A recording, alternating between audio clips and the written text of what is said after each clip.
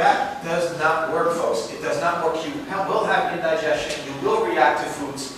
And you need to slow it down. You cannot do what I sometimes do, which I vow not to do, and that is check the internet news real quick and see if there's any emails, and at the same time I hear something on the radio and I have 4 kids buzzing around. Don't do that. Yeah, it has to be a time of peace. Beef French. 2 hours for supper.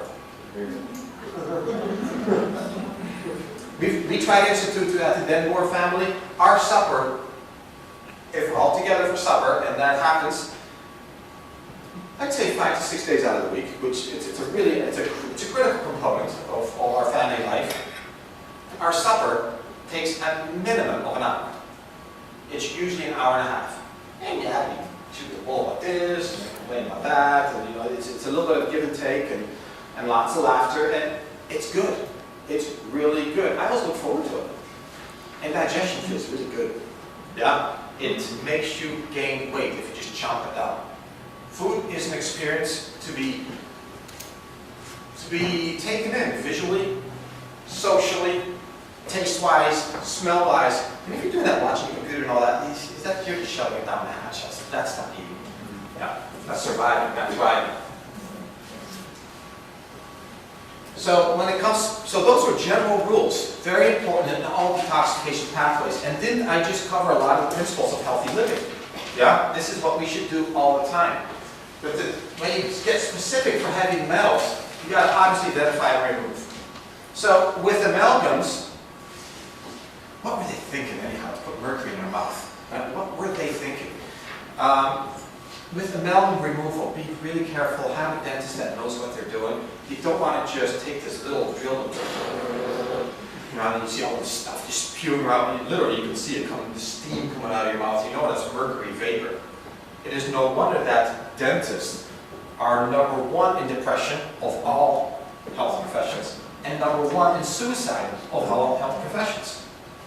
It's not because they're looking at mouths all the time. It's because of mercury gas.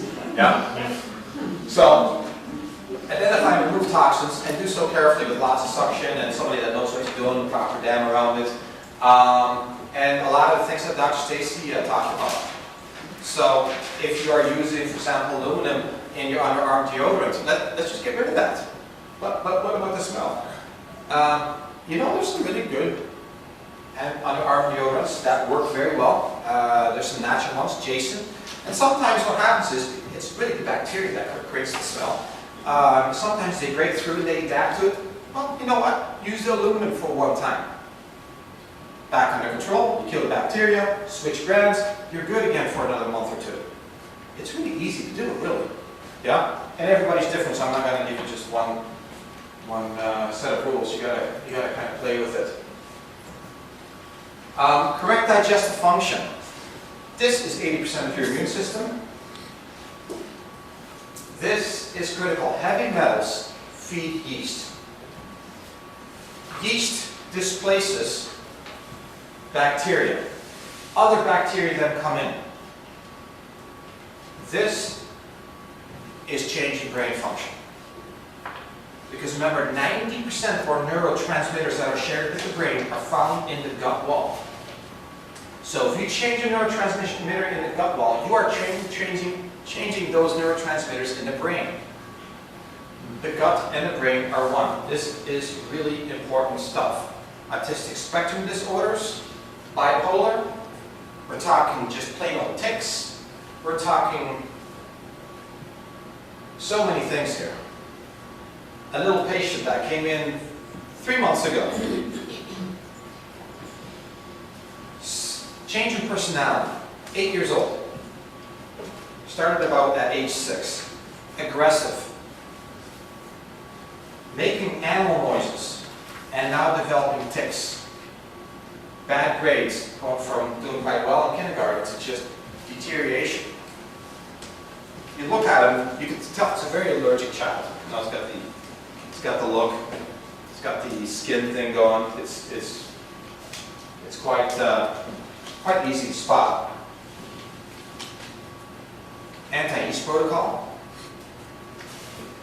We used a solution that we use for a lot of autistic spectrum disorders, which includes ADD and ADHD, called metal-free. It's kind of an ion solution, which you spray in the mouth to bind the metals. And yes, we were able to determine through urinalysis that he was spewing out metals like mad at age 8.